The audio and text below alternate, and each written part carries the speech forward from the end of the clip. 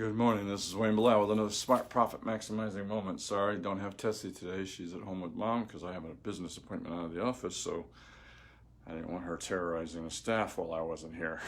She can terrorize them while I'm here. Anyways, today we're going to talk about part 4 of our Building Your Dream Business series, all right, which is create your business dashboard. We're going to talk about that a little bit more in a second.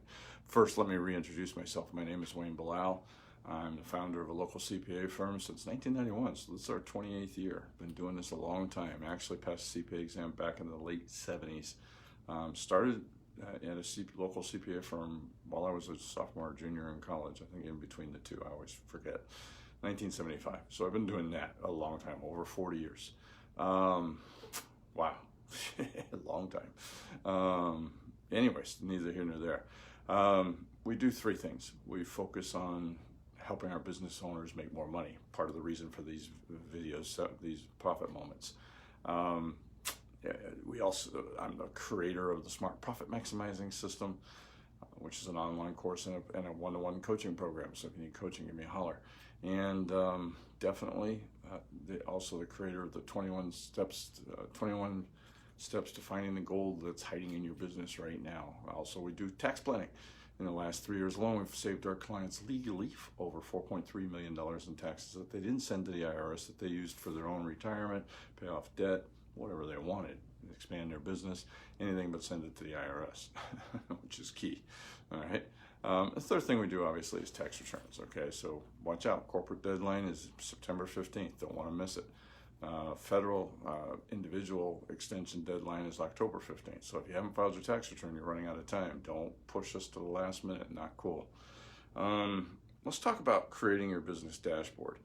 Okay, in the first step, we talked about having your vision. What's your strategy to reach that vision? All right. Step 2, we talked about a 5-year plan.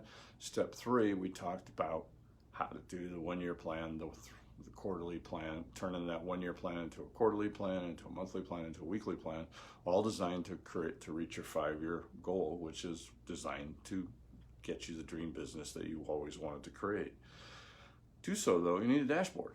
You need to know. It's like the dashboard, I call it that because it's like the dashboard on your car, on a plane. It helps you tell what direction you're going on a plane, what's your altimeter, on a car, how fast you're going, what's the outside, what's your engine, all that other junk that you need to know, and giving you instant feedback. And that's what we're trying to do with the dashboard. And it really, you'll see this called KPIs, key performance indicators. All right, and that's what you need to do.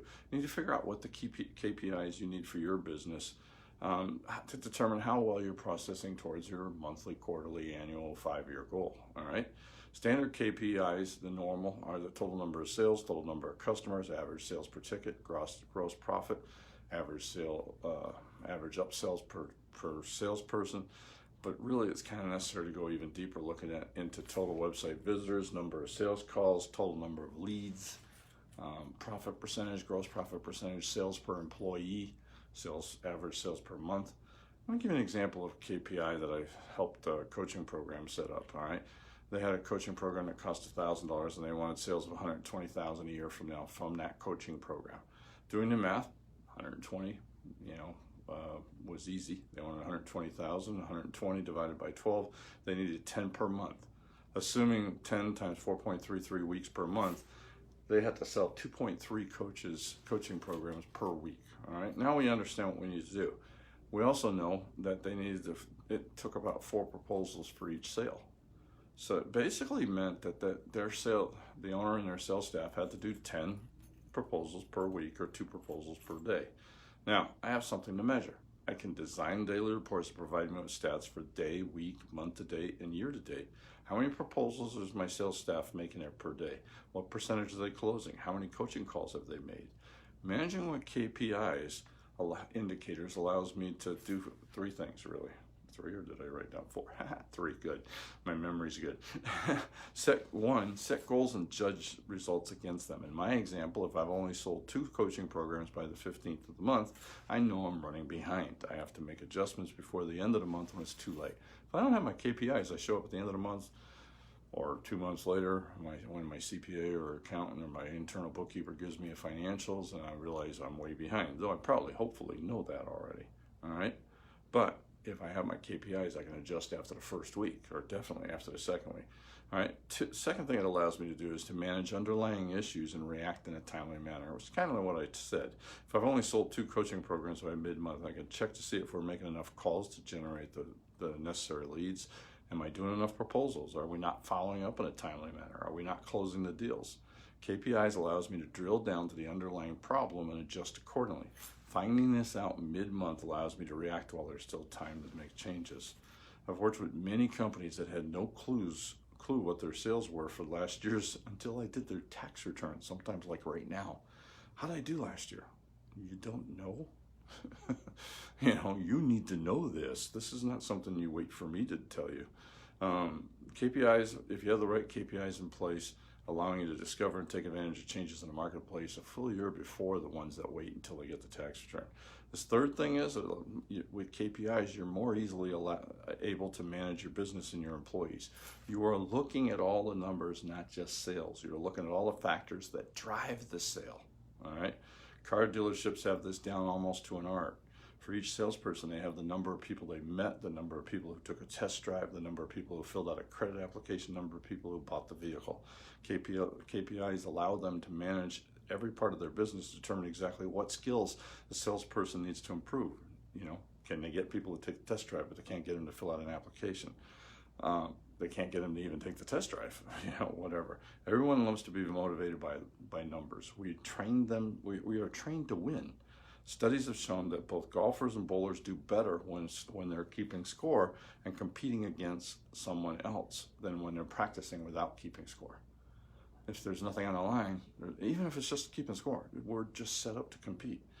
I used this to my advantage when I was comptroller over at El Paso local El Paso Coca-Cola bottling plant. I can talk. I had a crew of people. We had 60 routes that went out, roughly, truck drivers, and went out and delivered product and came in and they turned in their settlement sheets. And we had a crew of people that were reviewing the settlement sheets and settling them at the end of the day. I say 60, it was more than that, because I had 10 people and they were doing, so it was over 100 routes, to be honest about it.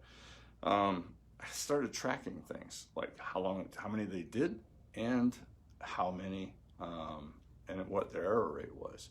So I put a big whiteboard in the pen where they were all located, because they were all in one big room.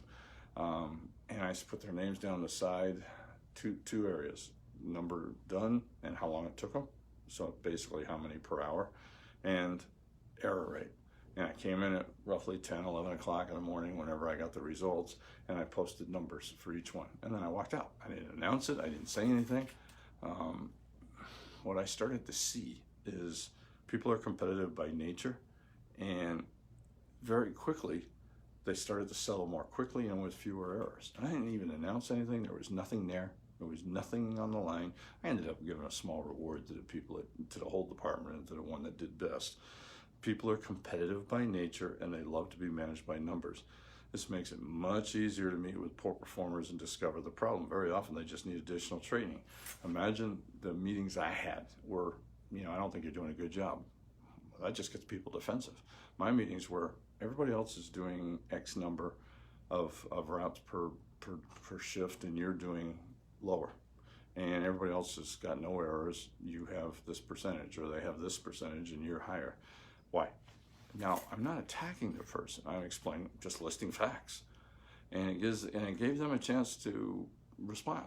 Some just needed a little more training. They didn't even realize they were having problems. Others, one lady I remembered was simply, I get all the hard routes. Of course I'm going to take longer, and they're messy, so, I have errors.